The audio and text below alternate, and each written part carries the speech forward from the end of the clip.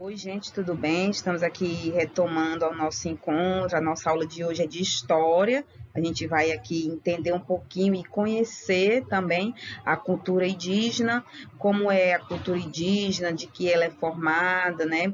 O que essa cultura interfere no nosso meio social, certo? Então, a gente vai compreender hoje muito bem sobre o modo como os índios se comportam e como esse comportamento, a sua cultura, interferiu na nossa vida, né?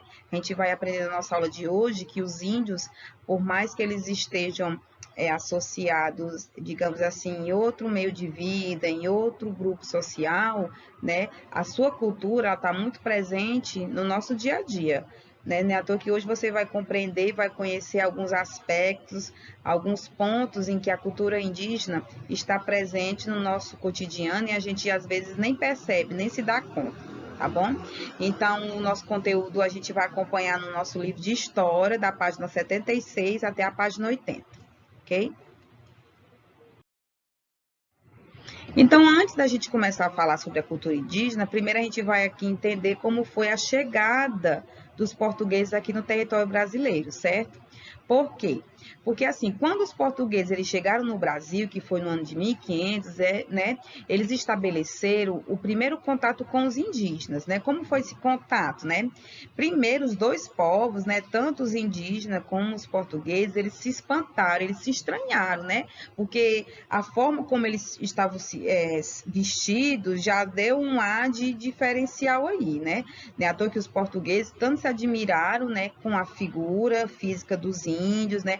Não só pela falta de roupa, né, porque eles estavam nus, né, como também a tinta no seu corpo, a forma como eles se comportavam, a linguagem deles era totalmente diferente da linguagem portuguesa, né?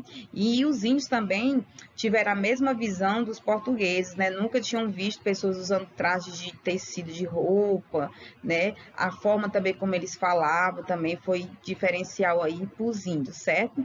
Então aí já começa o grande choque, né, das culturas dos povos, né? A forma como as pessoas se vestiam já dá um ar de diferencial aí na cultura, né?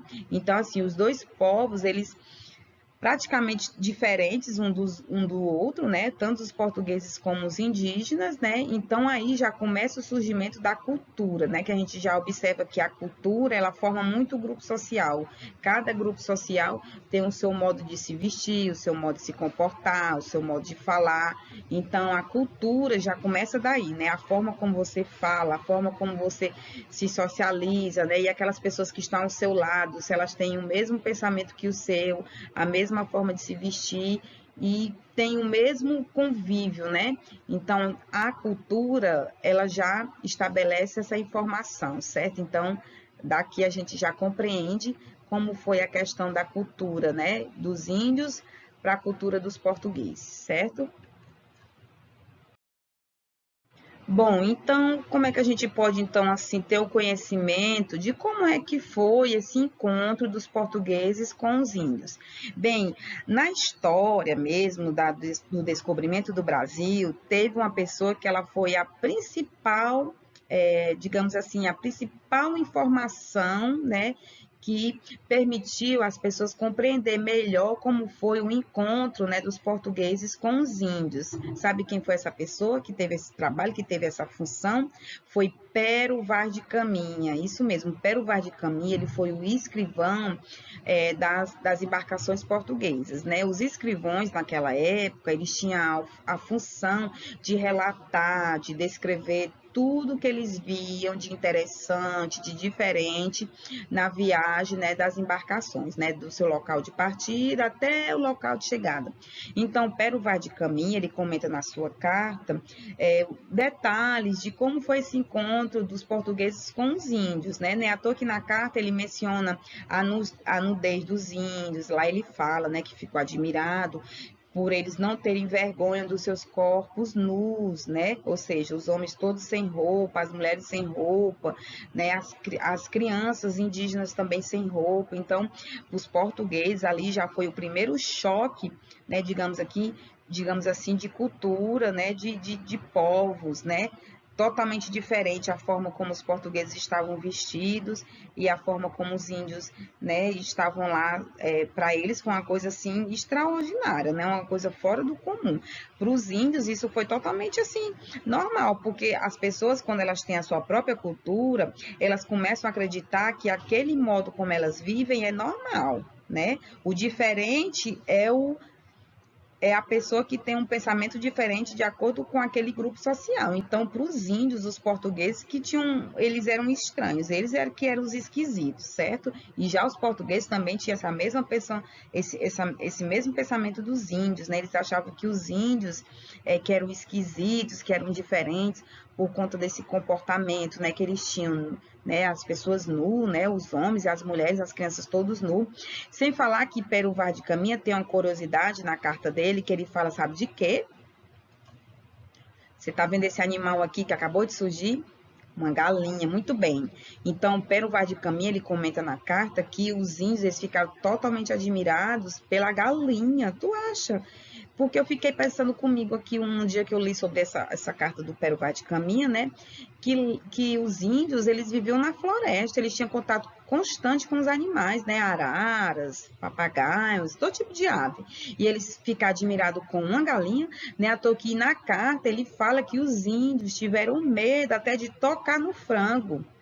Eles ficaram com medo, porque eles nunca viram uma ave que cacarejasse e que não voasse. Daí eles já tiveram uma má impressão da galinha. E Pero Vaz de Caminha, ele relata isso na carta. É uma das curiosidades que a carta de Pero Vaz de Caminha fala sobre o encontro dos portugueses com os índios, tá bom? Já na aldeia indígena, por aqui a gente já vai começar a compreender como é o meio de vida, né, que os índios eles tinham e que muitas tribos ainda têm. Infelizmente, algumas tribos indígenas, elas perderam um pouco a sua cultura, né? Alguns índios já usam roupa, já têm acesso à eletricidade, já alguns índios também já frequentam escolas, certo? Então, a cultura indígena, ela meio que deu uma diminuída, né? Mas algumas coisas ainda são seguidas na cultura indígena, né? A questão de dividir as tarefas, né? Como é que os homens têm que fazer, os homens indígenas, as mulheres indígenas e as crianças, né? Uma das coisas interessantes que eu aprendi sobre os indígenas, eu quero até dividir com vocês, é a questão da divisão das tarefas, né? A questão também da distribuição dos alimentos entre as pessoas da aldeia, certo? Os índios, eles têm o hábito de tudo que é caçado, tudo que é plantado, tudo que é colhido, tem que ser dividido igual entre todas as pessoas que estão dentro da tribo, certo? Ninguém pode ficar sem comer, ninguém pode ficar sem a sua tarefinha, todo mundo tem que fazer de acordo com o cacique, né, que é o líder da tribo indígena, determina lá para a aldeia, tá bom?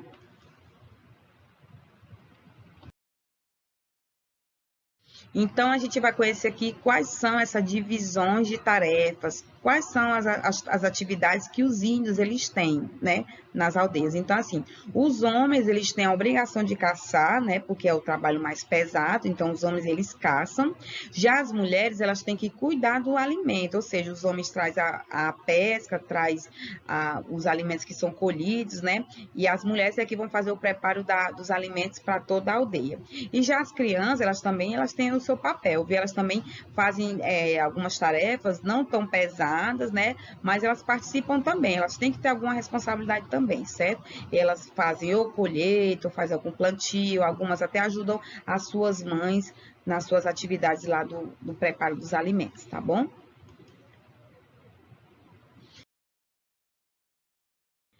E as crianças, as crianças indígenas, elas têm um meio de diversão diferente até da gente também, certo?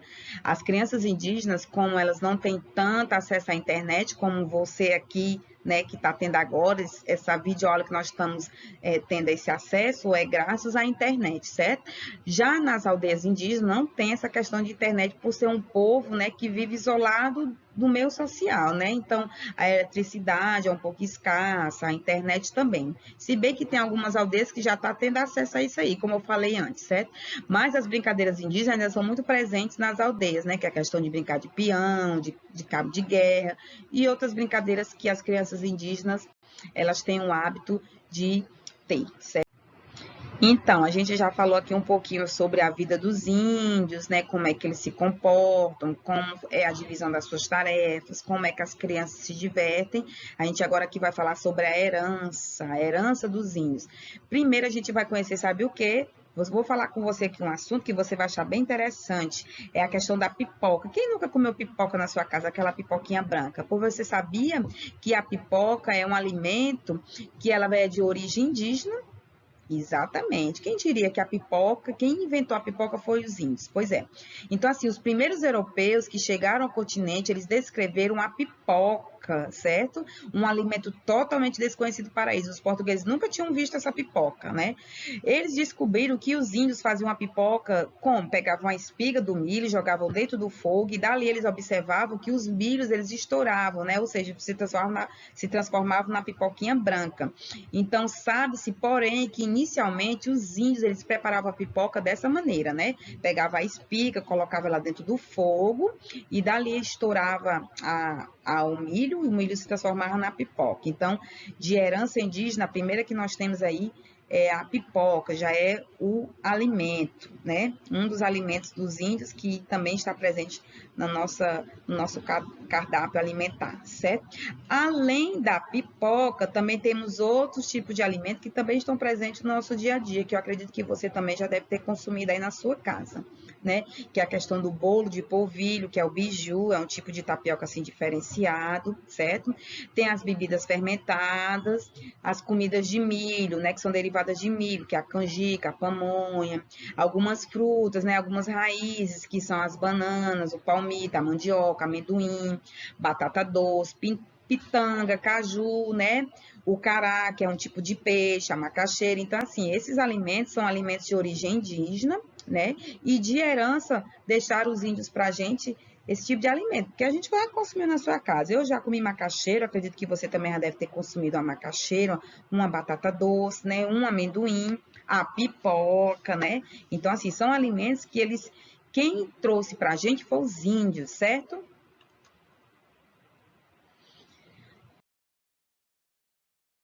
A gente aprendeu, né, sobre a herança indígena dos alimentos, então a gente também vai conhecer aqui um pouquinho sobre a herança indígena no vocabulário e na arte. No vocabulário, como assim, professora, no vocabulário? O vocabulário é a fala, certo? Então a gente vai conhecer aqui algumas palavras que estão presentes no nosso dia a dia e que eles são de origem Tupi-Guarani, ou seja, indígena, certo? São vários nomes, eu vou apenas citar alguns que talvez você já tenha até ouvido falar, que com certeza eu acredito que você já ouviu falar, certo? Então, assim, eles dão alguns nomes indígenas, eles estão nomeados até em nomes de algumas ruas, nomes de alguns locais, nomes de alguns animais, nome de pessoas, né? Então, temos aqui como exemplo o nome Iguatemi, temos aí o Shopping Iguatemi, temos o jacaré, que é o nome de um animal, certo? Temos aí Ibirapitanga, certo? Que também é o nome de uma rua, se eu não me engano, certo? Então, assim, esses nomes, eles são indígenas, eles são de origem indígenas, porque os índios, eles gostavam muito de nomear o nome de algumas coisas com algum significado, certo? E na arte, nós podemos também aprender a questão da criação de alguns objetos feitos tanto de palha, né? Como temos os seixos de palha, como também até mesmo de cipó, que tem algumas redes. Você sabia que a rede também é de origem indígena? Não é feita de tecido. Os índios, eles não tinham a capacidade de criar o tecido, o algodão, né? Mas eles criavam a rede de palha, de cipó, certo? E fora outros utensílios, né? Tanto de barro como de cerâmica, tá bom? E eu acredito que na sua casa, ou você já deve ter visitado a casa de alguém e já deve ter visto algum objeto feito de barro ou até mesmo de palha, certo? Que é de origem de arte indígena, tá bom? Então, o nosso estudo ele vai encerrando por aqui. Espero que você tenha compreendido, tenha gostado da cultura indígena e como a cultura indígena é importante para a gente, né? Porque nós usufruímos dessa herança, né? Que eles deixaram para a gente, certo? Porque os índios eles têm uma história muito bonita, uma história de muita luta e muito sofrimento também, certo? E os índios eles também ajudaram a criar a nossa comunidade, a nossa nação, né? Que nós temos no sangue aí a herança indígena, né? Não só no meio de vida, como no meio de falar, nos alimentos, e enfim, certo? Pois espero que você tenha gostado da nossa aula e até o nosso próximo encontro.